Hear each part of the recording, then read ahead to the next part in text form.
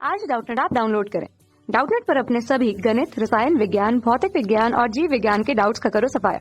बस प्रश्न की फोटो खींचो, एक ही प्रश्न को क्रॉप करो और तुरंत वीडियो सोल्यूशन पाओ। अभी डाउनलोड करें। नमस्कार दोस्तों, आज का हमारा सवाल है, एक पासे को फेंकने के परीक्षण पर विचार कीजिए। यदि पासे पर प्रकट संख्या 3 का गुणज है तो पासे को पुनः फेंके, और यदि कोई अन्य संख्या प्रकट होता है तो एक सिक्का उछाले। घटना के न्यूनतम एक पासे पर संख्या 3 प्रकट होना दिया गया है तो घटना सिक्के पर प्रकट होने की सप्रतिबंध प्रायिकता ज्ञात कीजिए। तो आइए इस क्वेश्चन को सॉल्व करते हैं। तो हमें सबसे पहले क्या बोला है कि पासे को फेंकते हैं। तो पासे को फेंकने पे हमारे पास कौन कौन से परिणाम होते हैं? तो हमारे पास होते हैं 1, 2, 3, 4, 5 और 6। तो हमें क्या बोला कि प्रकट संख्या 3 का गुणज है, तो 3 का गुणज एक तो 3 हो जाएगा और एक क्या हो जाएगा 6। तो इन दो कंडीशन में हम क्या करेंगे, पुनः एक पासे को फेंकते हैं। तो यहाँ पे मैं लिखता हूं, तो हमारे पास जो टोटल घटना कितनी हो जाएगी यहाँ पे देखना। मान लो पासे पर 1 प्रकट हो गया, 2 प्रकट हो गया, 3 प्रकट हो गया, 4 प्रकट हो गया, 5 प्रकट हो गया, 6 प्रकट हो गया, 1 प्रकट हुआ। अगर 3 प्रकट हुआ तो हम क्या करेंगे, एक पासे को वापस फेंकेंगे। तो हमारे पास जो यहाँ पे अवयव होंगे वो क्या आ जाएगा, 3 के साथ 1, 3 के साथ 2, 3 के साथ 3, इसी प्रकार क्या हो जाएगा 3 के साथ 6। इसी प्रकार अगर 6 आ गया 3 का गुणज, तो हमारे पास फिर से एक पासे को फेंकेंगे, तो 6 1, 6 2, और यहाँ पे हमारे पास हो जाएगा 6 6। अब हमें क्या बोला है कि अगर 3 और नहीं होता प्रकट और अन्य संख्या प्रकट होती, सिक्के को उछालते, तो 1 के साथ सिक्के को उछालूंगा, 2 के साथ सिक्के को उछालूंगा, 4 के साथ सिक्के को उछालूंगा और 5 के साथ सिक्के को उछालूंगा। तो यहाँ पे क्या क्या कंडीशन हो जाएगी हमारे पास, वो 1 के साथ या तो हेड आ जाए, या 1 के साथ क्या आ जाए, टेल आ जाए। इसी प्रकार 2 के साथ या तो हेड आ जाए, या 2 के साथ हमारे पास क्या आ जाए, टेल आ जाए। इसी प्रकार 4 के साथ हेड आ जाए, या 4 के साथ टेल आ जाए। और इसी प्रकार 5 के साथ हेड आ जाए, या 5 के साथ टेल आ जाए। तो हमारे पास कुल घटनाएं, यहाँ पे कुल घटना कितनी हो गई, 1 2 3 4 8, तो ये हो गई 1 2 और 4 5 के साथ 8 घटनाएं, तो ये हो गई, और 3 और 6 के साथ हो गई 12। तो 12 और 8 कितनी होगी, 20। तो यहाँ पे सबसे पहले तो मैं लिखूंगा कुल घटनाएं जो यहाँ पे घटित होने वाली है, कुल घटनाएं बराबर 20। अब हमें क्या बोला है क्वेश्चन में कि घटना न्यूनतम एक पासे पर संख्या 3 प्रकट होना दिया गया है। एक पासे पर संख्या 3 प्रकट होना दिया गया है, तो उसको मैं मान लेता हूं, माना घटना ए, माना जो ए घटना है वो हमारे पास क्या है, न्यूनतम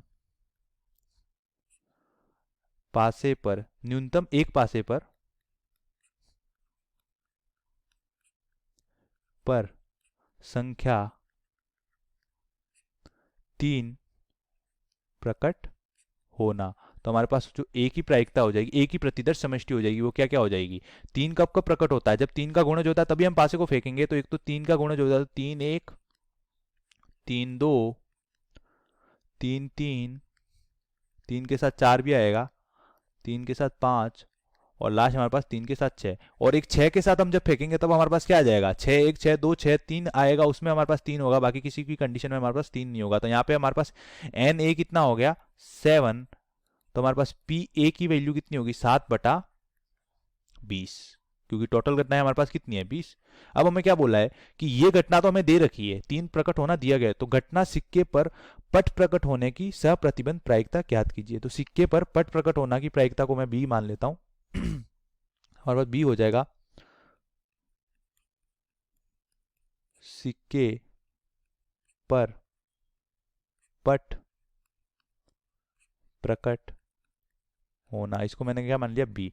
तो बी की प्रतिदर्श समष्टि में क्या हो जाएगा, बी की प्रतिदर्श समष्टि में या तो एक के साथ एक आएगा तब हम सिक्का उछालेंगे, तो एक के साथ टेल आ जाए, या 2 के साथ टेल आ जाए, या 3 के साथ टेल आ जाए, या 4 के साथ 3 के साथ तो आएगा नहीं, सॉरी, क्योंकि 3 के साथ हमारा क्या हो जाएगा, 3 के साथ 3 आते ही हम क्या करेंगे, पासे को फेंकेंगे। तो 4 के साथ आ सकता है और 5 के साथ आ सकता है, 4 के साथ टेल आ जाएगा और 5 के साथ टेल आ जाएगा। तो हमारे पास यहाँ पे एन बी कितना हो जाएगा, एन बी हो जाएगा हमारे पास 4, और पी बी हमारे पास हो जाएगा 4/20।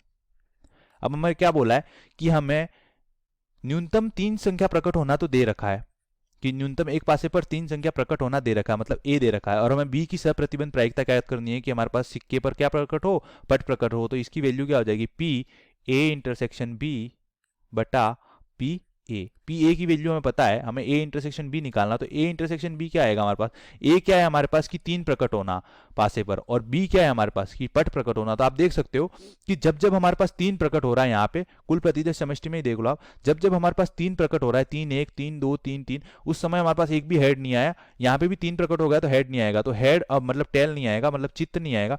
तो यहाँ पे आप ए और बी की मैंने अलग से लिखी है, वहां पे भी देख सकते हो 3 1 3 2 3 3, यहाँ पे एक भी कंडीशन में नहीं आ रहा। और पी बी देख सकते हो, पी बी हमारी भी अलग है, पी बी के साथ 1T 2T 4T और 5T। तो पी ए इंटरसेक्शन बी क्या आएगा हमारे पास, पी ए इंटरसेक्शन बी आ जाएगा हमारे पास 5, तो हमारे पास P sorry A intersection B 5 आ जाएगा, तो पी ए इंटरसेक्शन बी क्या हो जाएगा हमारे पास 0।